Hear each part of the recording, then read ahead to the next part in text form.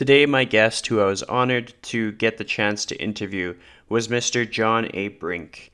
He's going to have a book coming out in September, so I would stay tuned for that because he's almost 80 years old and he has trained and competed as a national level bodybuilder.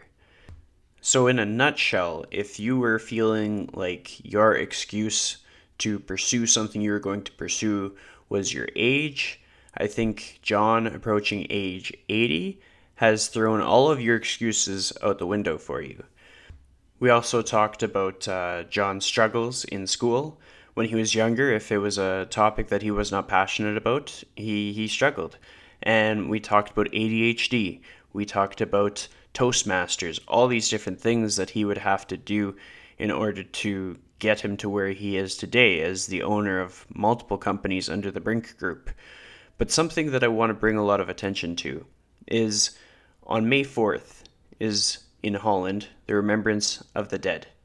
And so during the national commemoration of Remembrance Day, we remember all Dutch victims, civilians and soldiers who have been killed or murdered in the Kingdom of Netherlands or anywhere else in the world in war situations or during peacekeeping operations since the outbreak of the Second World War.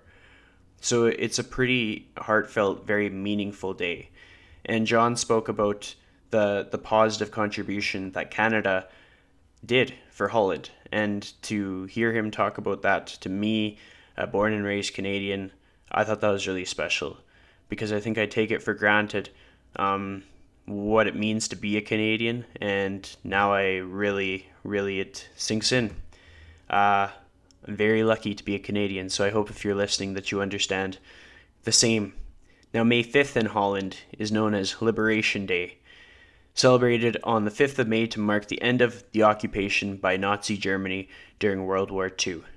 So, this is a very good moment to record a podcast with Mr. John A. Brink. We talked about the times when he's had to start up from ground zero. He's had to be the cleaning person at the place. He's had to try to make a go of it with $25. Now, he goes into it in much better detail than I can. So I hope that you listen to this one and share it with a friend and check out some past episodes. Thank you for listening to The Lifestyle Chase. Welcome to The Lifestyle Chase, Season 2. This podcast features high performers who have found a way to live their best life while balancing their health, wellness, friends, and family. I'm your host, Chris Little. Let's get started. The Lifestyle Chase is brought to you by Yeg Fitness. Yeg Fitness is Edmonton, Alberta, Canada's healthy lifestyle community, creating and supporting active living for all. Check them out online at yegfitness.ca and on social media at yegfitness. So, welcome to episode 119 of The Lifestyle Chase, and I am joined by John A. Brink. How are you doing today? I'm doing great. So, when it comes down to like an introduction of who you are, if someone was to ask, like, who are you? What do you do? What would your answer be? I'm a very positive individual. I'm very goal oriented, very determined in terms of what I do, and I enjoy life. I like that description. Let's dial it into to work wise. Like, what is your career today? And then we'll take a chance to go back a few decades later on in the episode here. So, like today, what is the description of who you are as a career oriented person? Well, I have a number of companies, about five or six of them. I'm not exactly sure. Yeah, probably it's five. And I'm the founder, president, CEO of the Brink group of companies. Part of those are lumber. Lumber is the main part of our operations. We have one mill in Prince George, one in Vanderhoof, one in Houston, BC. And then the other part that we do is we have a company that deals in logistics and warehousing, interior warehousing. It's the largest warehousing company in northern British Columbia.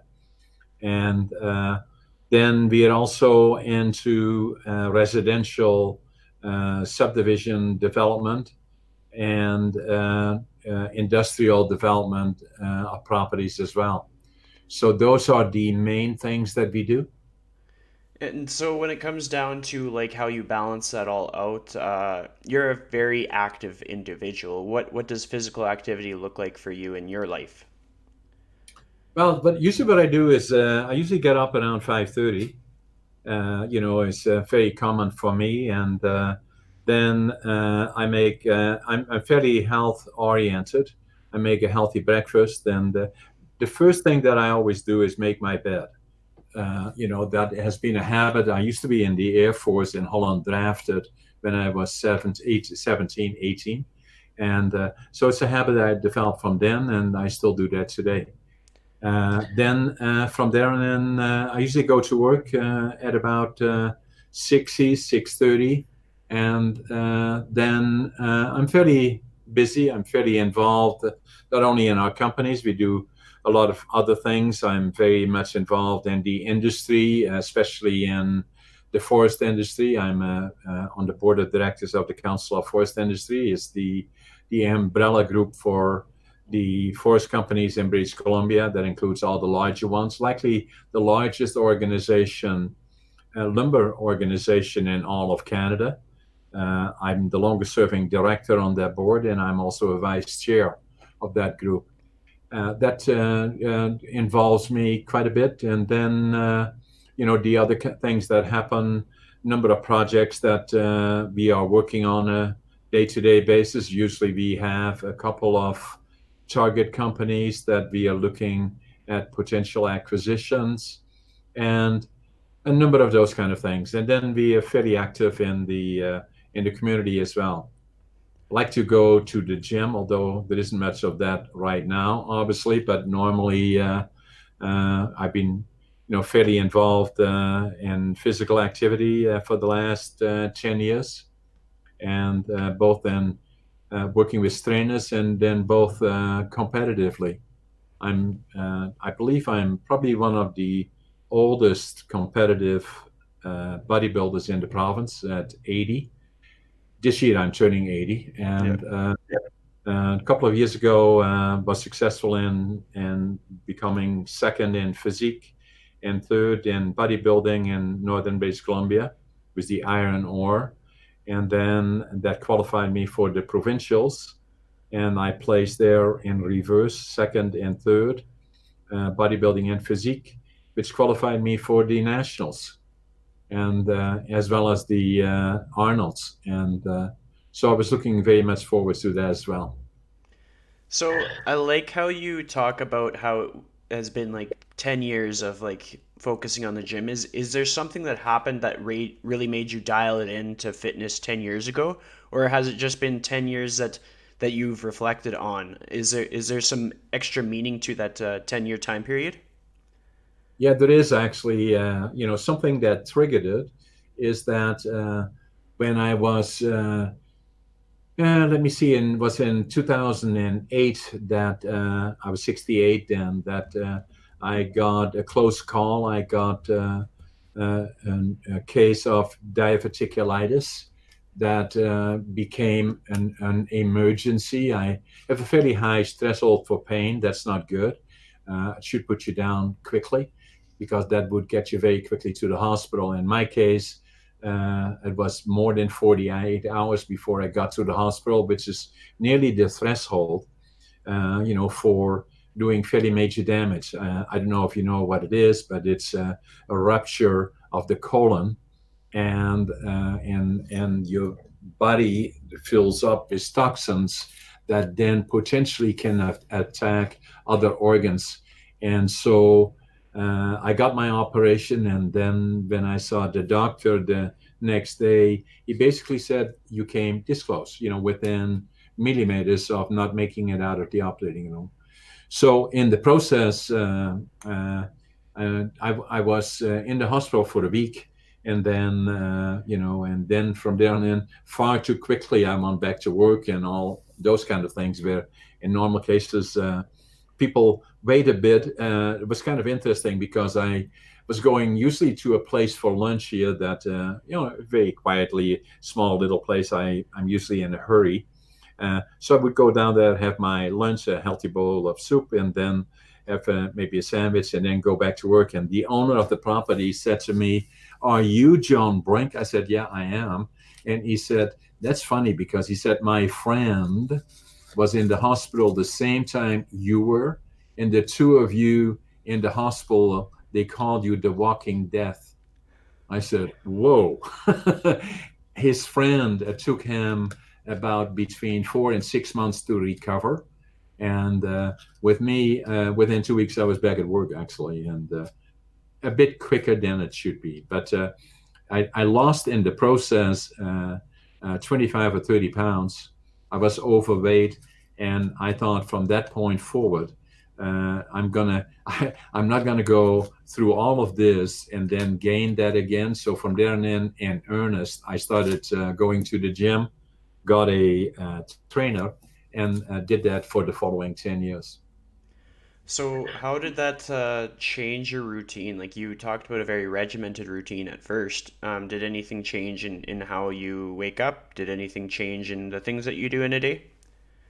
No, basically, what had happened, Chris, that not sounding like I'm so important, but rather, because I'm fairly busy, I usually live by meetings that are scheduled, and so for me, it just became a meeting that I have to attend to. That works for my life and my system. That the best time for me was 11 o'clock. So automatically at 11 o'clock, everybody knew they had to schedule around me because between 11 and 12:30, I'm at the gym. Yeah, well, I mean, I love that way of putting it because a lot of people who seek out personal trainers lead very similar lives. Like I know a lot of my clients, they schedule it, and then if they're working with other people, those other people don't schedule meetings during that time. But it's just a matter of sort of like I guess prioritizing that time for wellness and for taking care of yourself. Another thing Exactly. that you mentioned, you talked about the Air Force. I want to know more about that. Tell me what it was like when you started in the Air Force, and what were the obstacles in that process.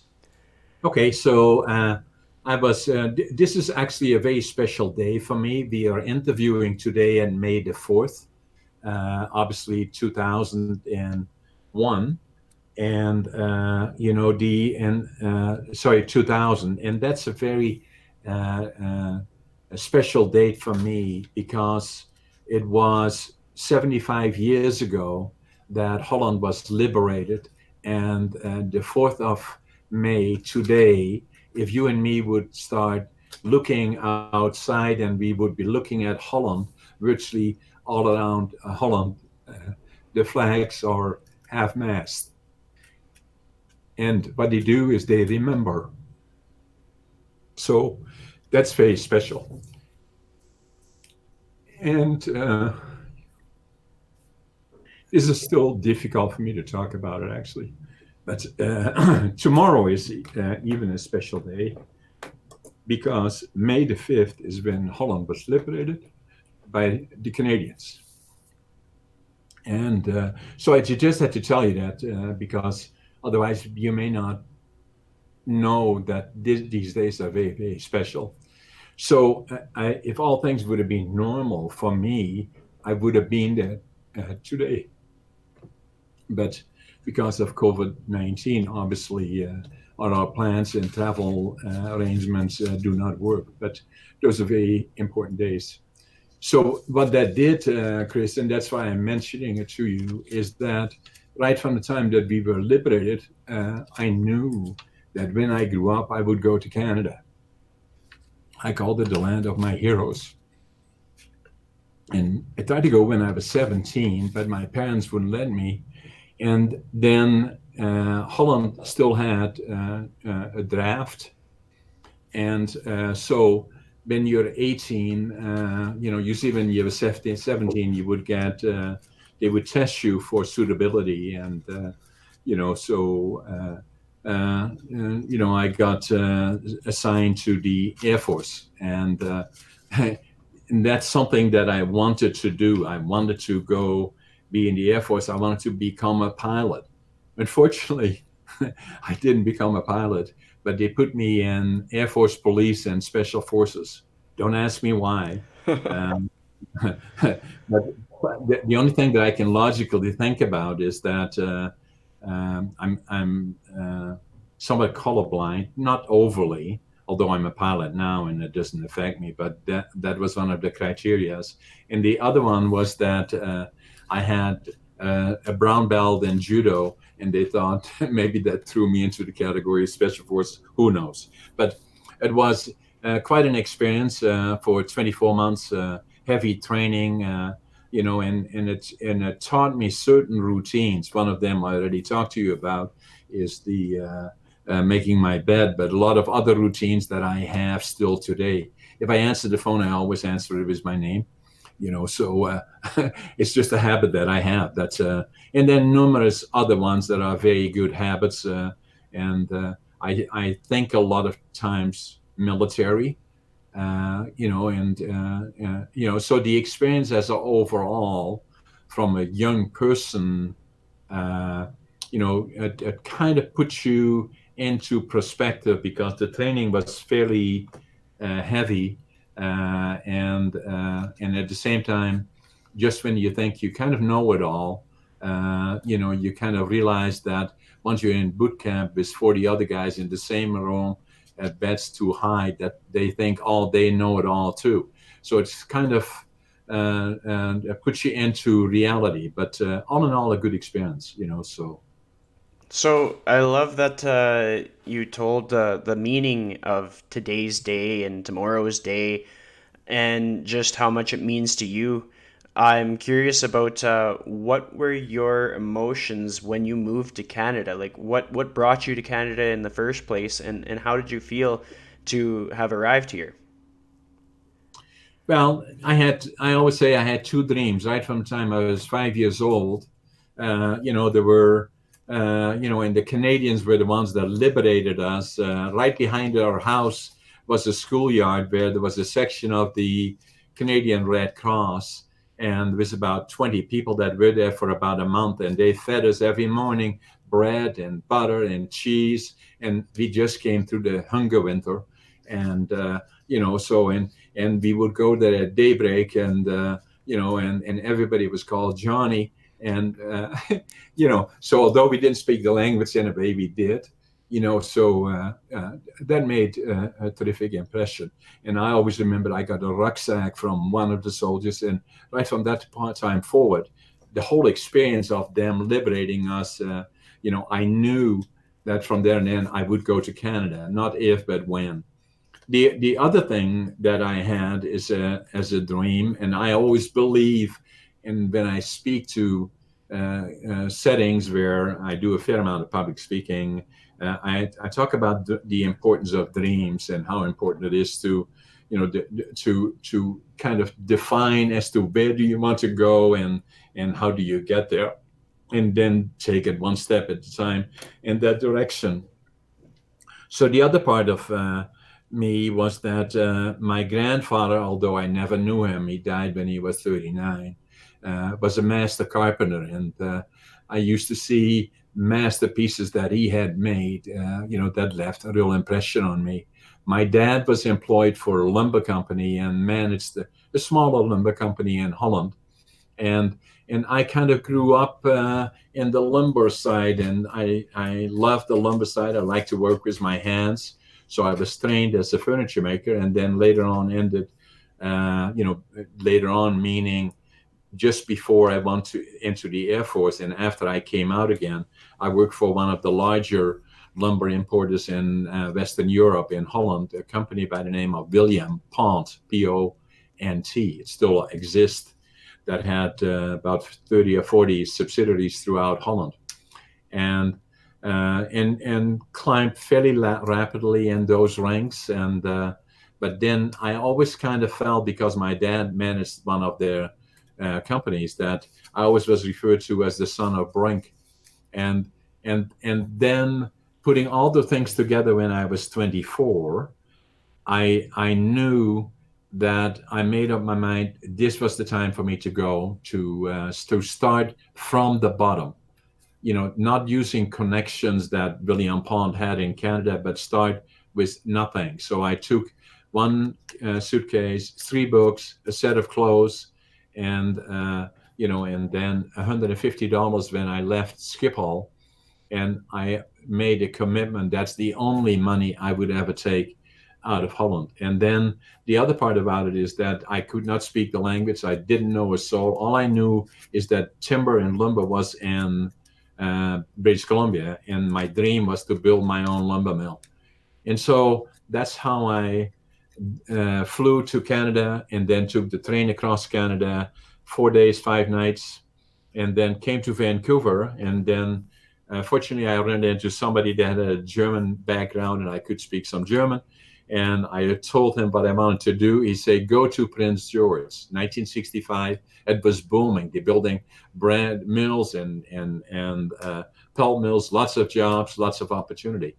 So I took the Greyhound to Prince George in July of 1965, stepped out of the Greyhound bus, and then counted my money. I had $25.47, no job, and didn't know anybody. So I went to the immigration office. Fortunately, there was somebody working that had a Dutch heritage, and obviously I had a bit of a cash flow problem. And it was on a Thursday. He said, "Well, when do you want to start working?" I said, "Well, tonight." And he found me a job in Quesnel, which is about 75, I say about 100 kilometers south of Prince George. He found me a job there piling lumber. And I arrived there in my gray pant, my double-breasted jacket, my white shirt, and the tie, and my little raincoat. And that's how I started piling lumber that night. And and there were about 100 people working in the sawmill and the plywood plant, and every single one came down to look at this strange guy piling lumber, with his suit and his jacket, and so and then people can sometimes be mean, so they try to bury me in the wood, but they did not realize that the all powerful is the dream. And and I know that those were always that nobody was going to bury me. So, and I was there for about a month, and then by then I worked on the front of the chain. I was in board and room with the place. It took me, I had no transportation, so I walked to work. It took me about an hour and 15 minutes going and coming back. But and then an opportunity presented itself in Prince George, a new operation. And I was promised a job there, and then started there as cleanup man. And and again slept in a small building there. There's no heat, no light. And but then fairly rapidly over the following year, I became more able to speak the language, and I became first a green chain pilot, then a green chain foreman, then a back end foreman, and then within a year and a half I was superintendent. And but that didn't go fast enough for me either, because I was in a hurry. And so an opportunity presented itself in Watson Lake, Yukon. And I don't know if you're familiar with Watson Lake, Yukon, but it's the mile zero of the Alaska Highway, which is a defense highway. It is a really snaky highway. They built it on purpose that way, so that from the air, if there was military transport going over the highway, they could not line up planes to shoot on the equipment. And it was gravel. Mile zero is Dawson Creek. Watson Lake is mile 618, I believe, mile 618. So about 1,000 kilometers. So I went down there. I was there for 5 years in Watson Lake, and and was general manager of a mill called Watson Lake Lumber.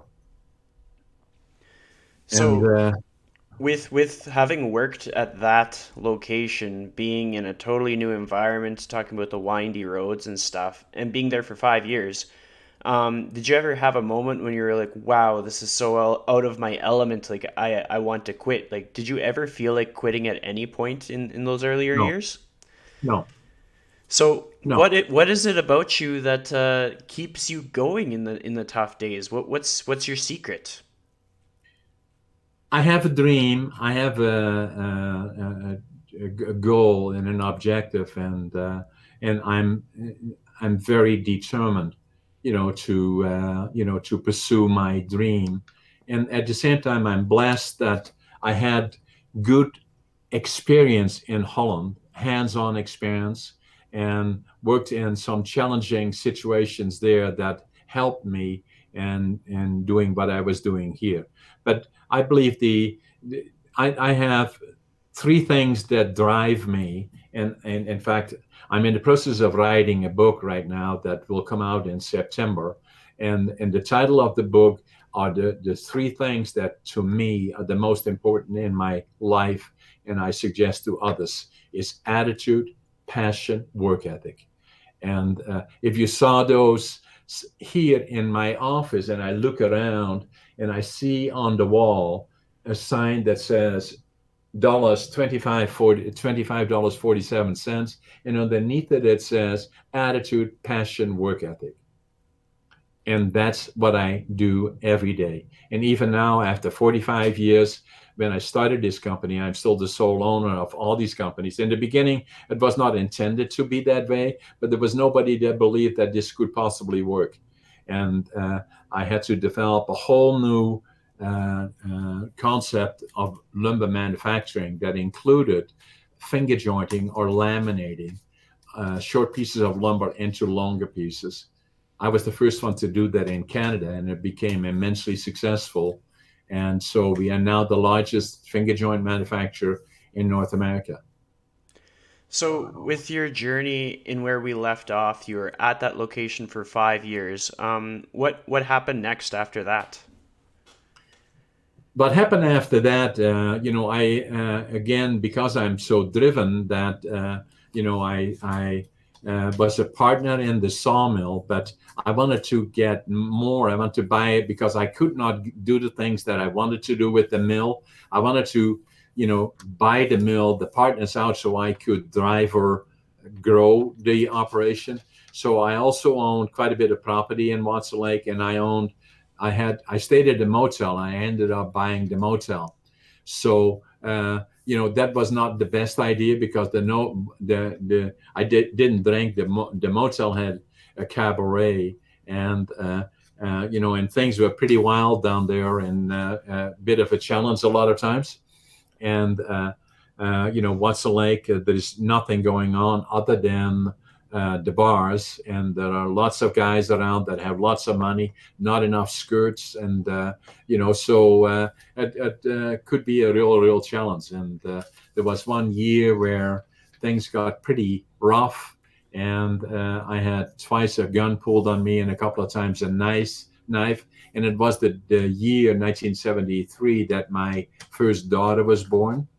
So I had to make a decision. I know I could not stay there. I would not survive it. And so I gave it all away for $1. And then went back to Prince George, started all over new again. And then worked again for the sawmill that I worked for, first as a all in a very short period, first as a forklift driver, then as a supervisor, and then as a cost accountant. And that was all in a period of less than a year. And and then I started to work on in 1974. I started the concept of a secondary manufacturing of value-added plant like the one that I have now, Brink Forest Products. But I already had that concept in mind when I was first here in the first job that I had as a cleaner man. In the evenings, I would sit at home and start conceptually thinking about Brink Forest Products. I already designed their stationery and the concept and the operation, and then was finally able to put together a business plan. I took it to every single bank in town, and it was a good business plan because even now I still have it.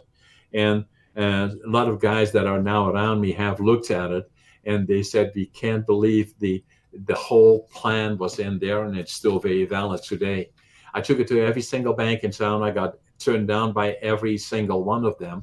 And then one bank asked for advice as to what else can I put in there, changed and modified my business plan.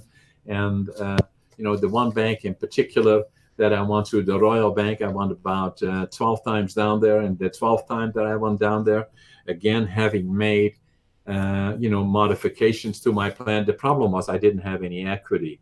I had lots of good ideas and not enough equity, and nobody willing to invest. But so I was looking for $25,000 to start this company, Brink Forest Products, and with this whole new idea and this whole new concept. And I still remember it like yesterday because I went into the bank, back to the, apologized for, I hope I was not bothering the fellow that was looking at my proposal. And no, he said, that's good. And I showed him what I had done in terms of adjustments to the business plan. He said, okay, let me talk to the manager. Now, the manager, his name is John Weems. He still lives here. Actually, I saw him about a number of months ago.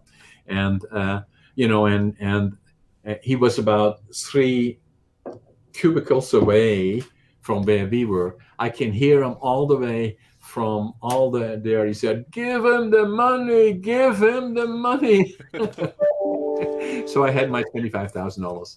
And that's what started Brink Forest Products. And I thought in the first number of months, I lost 50 on top of the 75 or the 25 that I got. And every time a car would go by that, I thought it would pull in and say, okay, John, come on, give me the keys. But that didn't happen. And, in the first year, we made a few dollars. And so 45 years later, we're still there. Today, the 13th, we are the 13th largest forest company in British Columbia, and we employ probably around 400 people. And but I'm still so as excited about every day that I wake up at 5:30. I'm always in the hurry. I can't wait to get to work, and and I have this passion, and I still have it today.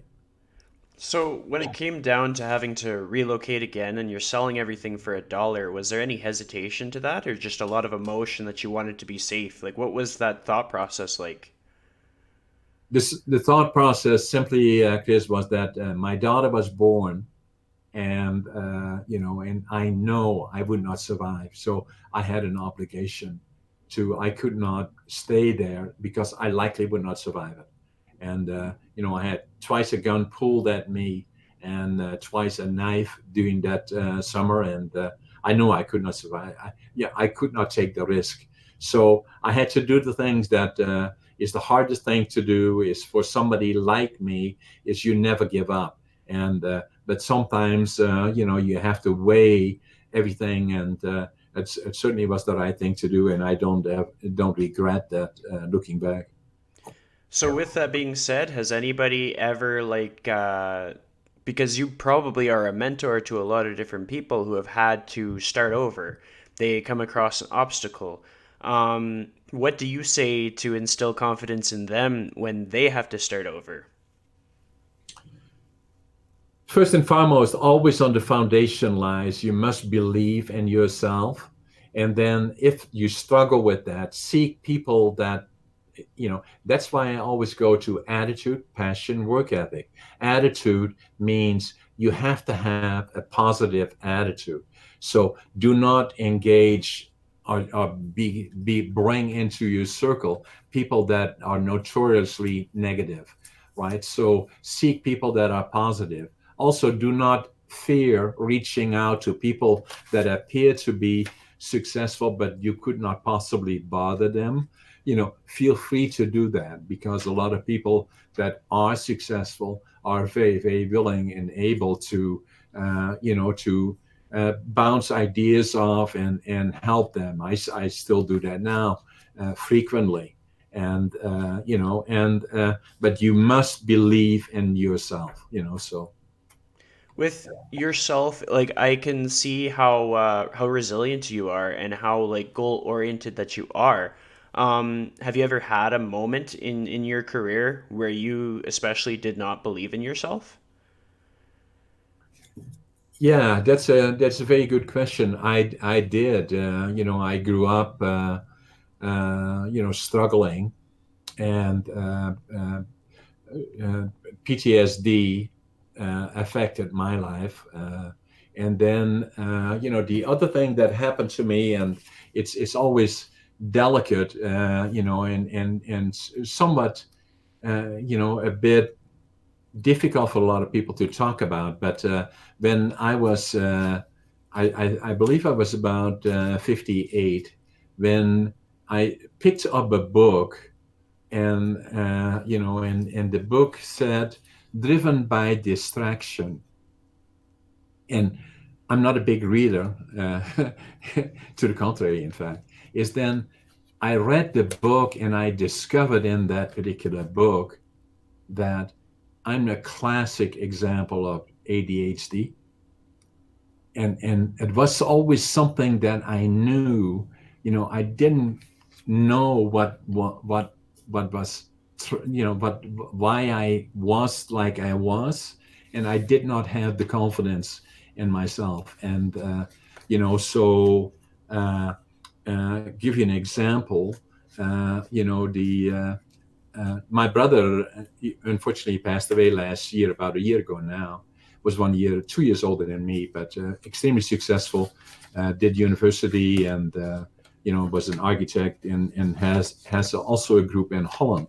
It's called the Brink group, but the group is spelled GROEP, and we're very, very successful. For me, I failed grade 3, and I always say no one fails grade 3. Can you imagine failing grade 3?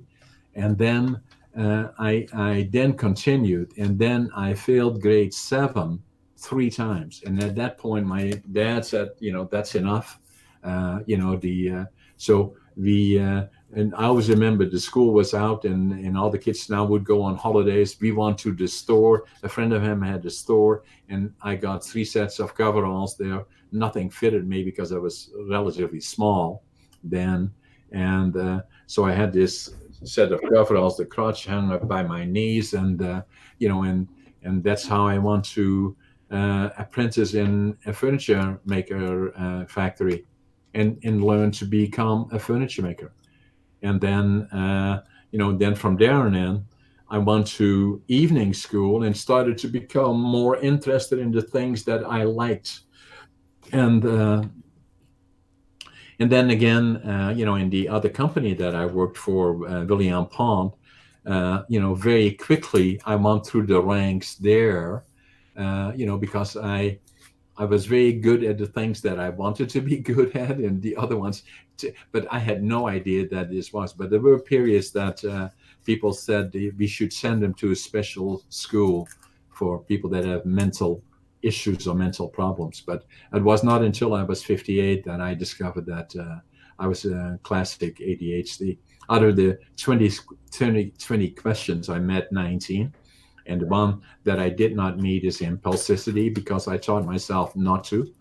And so coming back to what you were asking, is that yes, there were periods. If I worked in my own environment here, and I had about 3 or 4. A lot of people already said in the I started the company in 1975, early 80s. We were already a sizable company. Everybody said, "Oh, you're so successful." I didn't think so. I thought I was a failure, and then I had difficulty interacting and communicating. If there were more than 2 or 3 people, I couldn't do that. So I made another step, which absolutely defined me in the future, and that was that I joined Toastmasters in 1990. And how that went is somebody, my sister-in-law, dragged me physically down there, and I did not want to go there unless I had the absolute total assurance nobody would say to me, "Hey, John, why don't you tell us something about you?" But they asked me about my name and very basic things, and then I was not going to go back. Then she dragged me through another one, and then finally I got into the groove, and I was a Toastmaster for 10 years, and became, I don't know how familiar you are with Toastmasters. It changed my life. There's no question about that. It cost me $2 per week. And, I became, through all the levels of Toastmaster, the highest is to be a distinguished Toastmaster. And I'm a distinguished Toastmaster. And but it changed my life. Now a lot of times, if I look back I could not have accomplished what I did unless I had done that. And then People talk to me about, oh my God, you're such a good speaker and you can do this and that and all the other things. I said, if you just knew, how the struggle was getting there, and so and that if people have uh, have issues with their confidence in themselves, then I was the absolute worst case that I have seen many because of being a Toastmaster. You see many people that are challenged and becoming effective communicators or trying that. And Yeah, no, I love that story and that way of putting it, and I've definitely heard about Toastmasters and how it can really transform a person's ability to communicate. Something that you got me thinking about, you talked about how the type of people that surround you can really influence like your outcomes and being surrounded by positive people. Can you think of some positive people that shape who you are maybe today or even just like 20, 30 years ago? I always sought them out, even when I was doing what I call my unstructured MBA. Selectively making choices on what I was going to focus on rather than being in an organized classroom. Obviously, that's what. So I would go out, uh, read Drucker, Management by Drucker would be one, and many others. I would seek out speakers, and then I would seek out people that I knew were successful in the community already in Holland, and go out of my way to listen to them when they made presentations. And then later, when I came to Canada and got to know these people, I would, seek them out and find out what they were doing and what brought them to where they were. But what I always try to avoid is the negative. Yeah. Well, I mean that's true, and it's very relatable for me. I'm a podcast host. That's basically what I do. I seek people out and see how they got to where they are. Who in Canada really paved a trail for you as far as like people that you met, even if it was just like little small things that they told you about their business, if anybody. Yeah, I have a number of them. The one that you may find interesting was one of the first ones that I met that was somewhat unique, that had other elements to it too that are interesting. Is that, the being because I couldn't speak the language, took me time to get to know the language. And after I was in Canada and piling lumber, and then finally becoming a supervisor and a superintendent, I was invited for dinner to the sales manager of the company that I worked for. And obviously, I was nervous, and because he was very successful in what he was doing and knew a lot of things. And the interesting part when I was there, and being used to, that was very formal, and I wanted to make sure that I could express myself correctly, and because the language still was a bit of a challenge. And so when I talked to him, I found out that the I was obviously from Holland, and he was familiar with Holland. And I was born in 1940, and he was in Holland during the Second World War. His name was Jerry Wilmot. And then what he told me is that he was in the Canadian forces, and during the liberation of Holland, uh, they went through northern Holland and ended up in the village that I lived in. And in fact, he was the captain of that schoolyard behind our house, Captain Jerry Wilmot. And and at the same time, about him, what was amazing, and I'm a realist, I don't believe in how could that possibly be.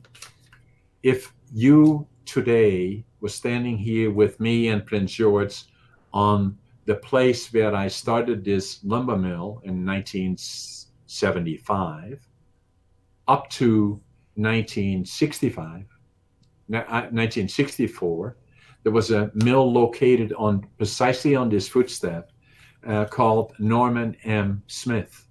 Norman M. Smith was owned and operated by Captain Jerry Wilmot and was bought out by the company that we ended up working for, him and me. So he became a friend, and obviously I learned a lot from him. But it also gave me a look into the how could that possibly happen, something like that, the coincidence.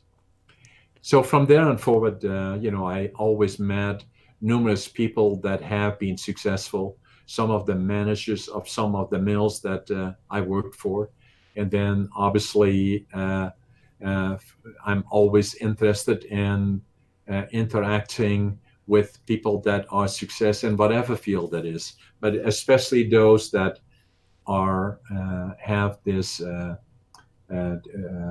are positive minded and always searching for new opportunities and new things to do. And I still do that on a daily basis. I love that. When it came down to COVID-19 and all of this unfolding, was that something that changed your day to day, or was your industry kind of unaffected? Like, what's that journey been like for you? Well, obviously, as you understand, we were all affected by it. In my nearly 80 years now, I have, something that would match it in magnitude in terms of affecting people would likely be the Second World War and the ending of that, and things getting back to a sense of normality for the next 5, 6, 7, 8 years, and so for some people longer. But here what happened is our industry already had been going through a difficult period because you being from Edmonton and probably have some exposure to the forest industry.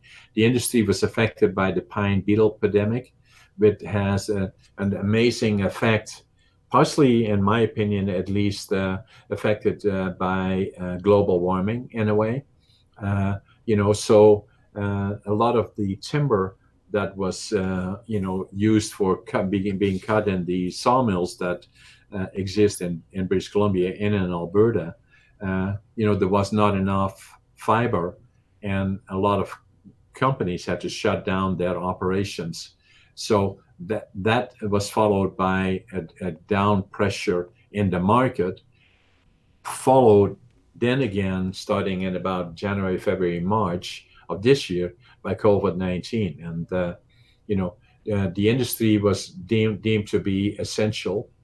And but what we had to do for ourselves individually is to be very proactive in terms of making sure that we have a safe environment, that frequently washing of hands, and that we have gloves, and that we have face masks, and are very, very aware of symptoms that may lead to that. I don't know about your region there, Chris.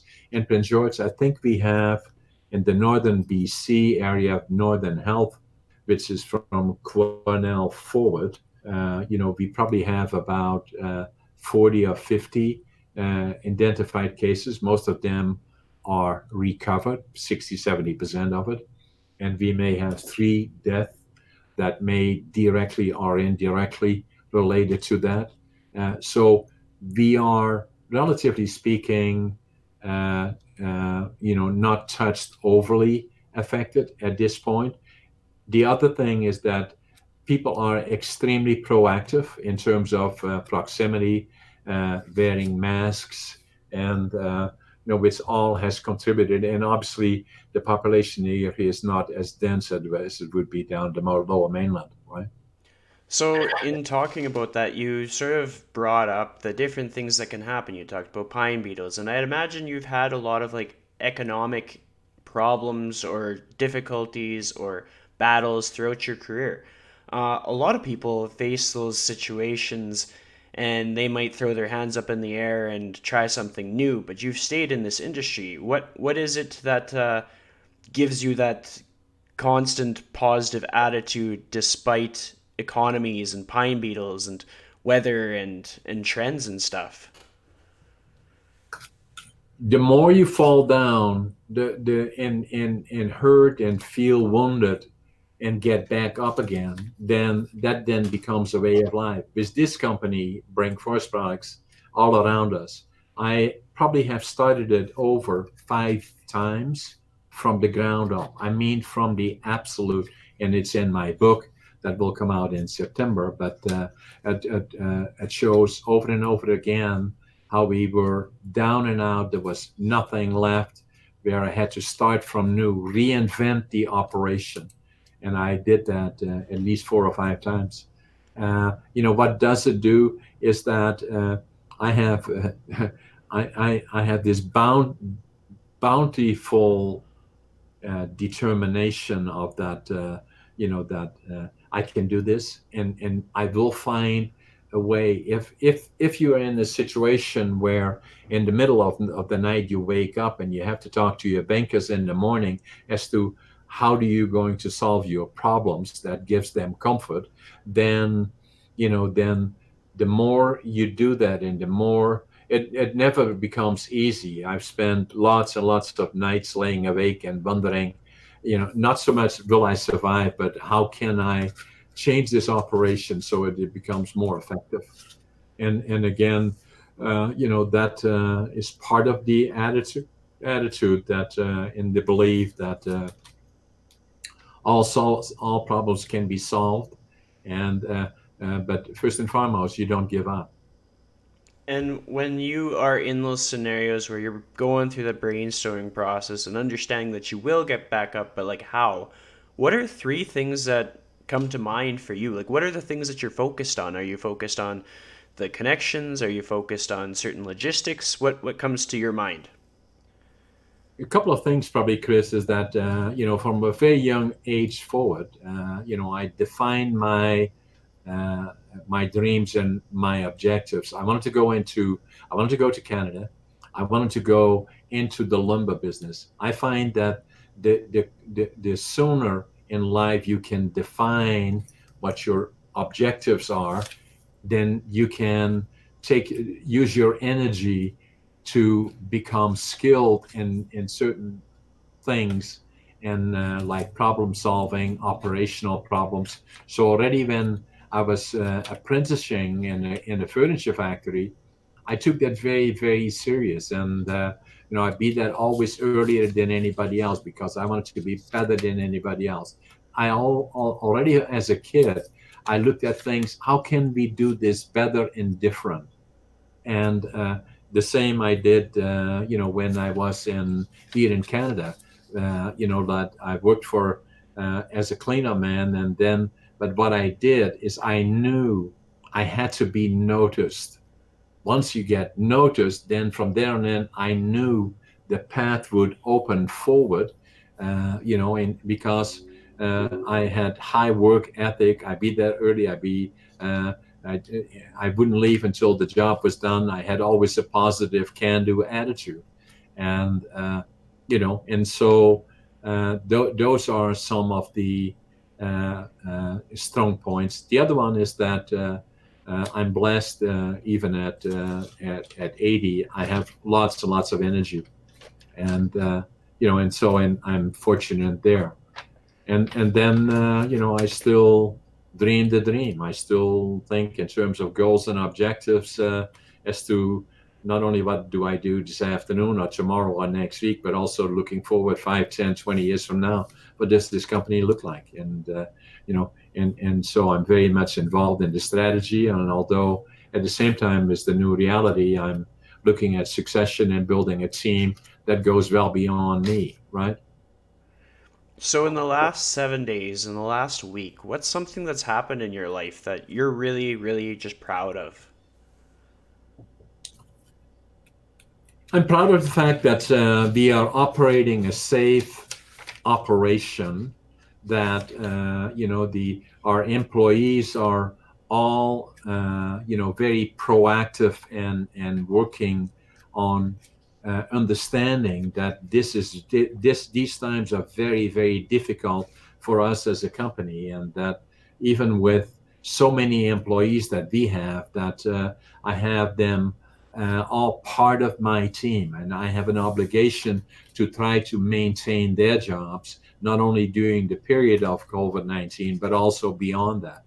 And so I'm proud of that. The other thing that I'm proud of is that we're still very much part of the community in terms of helping, and I love this community, and and still being part of that. And then at the same time, the industry structurally and from a cost perspective is in severe difficulty, and kind of thinking to the time that I stepped off the bus with my $25.47, couldn't speak the language, didn't have a job, to now be the vice chair of the largest forest organization in Canada. Makes me proud, and at the same time that the forest companies that elected me to be in that position, I believe that I'm proud of that. And I do the same there as I do in all the other things that I do. I give it everything I got. Yeah.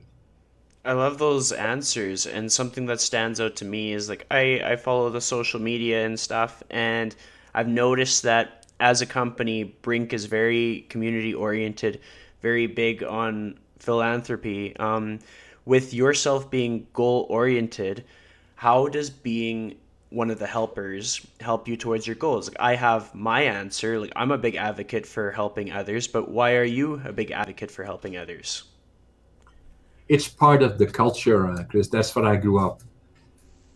Is giving back. Nobody ever went broke giving back, right? So, and it makes you part of the community. I did that even when I was here, 50 years ago. Maybe not to the same extent because I didn't have the resources then, but I've done this. It's part of our culture. It's part of an obligation that I have, is that the community to us is very important. I love that. And so I have one final question to wrap things up for us. If you were going to give one piece of advice to someone on how to live their life to the fullest in the most authentic way, what would that piece of advice be? Find your dream, find the right people to work with, make choices in terms of what your career should be, and then develop the passion. And once you do develop the passion, then going to work is easy and you will become successful. I love that And if answer. along the way, if you have challenges, do not hesitate to contact people that you believe in, and they will be, in most cases, quite helpful to at least give you some feedback. But that would be my advice. Awesome. Well, thank you so much for joining me today. Thanks, Chris. I enjoyed it. As mentioned in this podcast episode, John has been working on a book, and it sounds like it'll be coming out in September. So if you are listening to this podcast maybe a few months later, or perhaps you're interested in John, keep some tabs on him. Make sure to follow his social media account. You can look him up on Facebook or Instagram, and just follow his journey and see when his book releases and grab yourself a copy.